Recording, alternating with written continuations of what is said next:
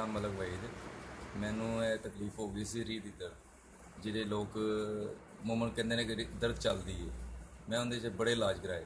ਮੈਂ ਹਜਾਮੇ ਕਰਾਏ, ਪਿੰਡਾਂ 'ਚ ਜਾ ਕੇ ਮਤਲਬ ਟੱਕ ਦਵਾਏ, ਡਾਕਟਰਾਂ ਕੋਲ ਇਲਾਜ ਕਰਾਇਆ, ਤਵੀਤ ਧਾਗੇ ਕਰਾਏ, ਇਹ ਕੋਈ ਫਰਕ ਨਹੀਂ ਪਿਆ। ਜਦੋਂ ਮੈਂ ਕਾਜੀ ਸਾਹਿਬ ਕੋਲ ਕਰਾਇਆ, ਇਹਨਾਂ ਦਾ ਮੈਂ ਸੁਣਤੇ ਨਬੀ ਦੇ ਹਿਸਾਬ ਨਾਲ ਹਜਾਮਾ ਕਰਵਾਇਆ, ਮੈਨੂੰ ਬਿਲਕੁਲ ਸ਼ਫਾ ਹੋ ਗਈ, ਮੈਨੂੰ ਕੋਈ ਤਕਲੀਫ ਨਹੀਂ ਹੋਈ।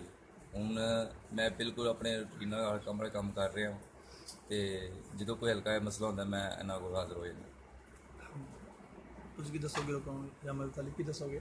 ਜੀ, ਕੀ ਦੱਸੋਗੇ ਹਜਾਮਾ ਬਾਰੇ, ਕੀ ਕਰੋਗੇ?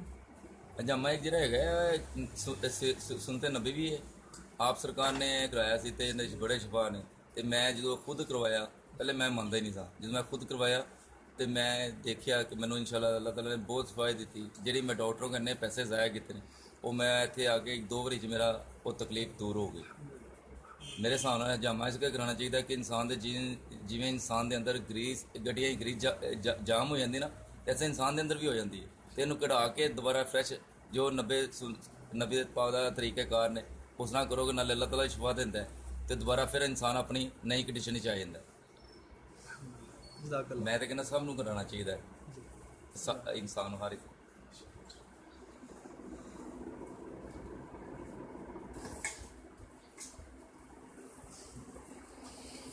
ਅੱਲਾਹ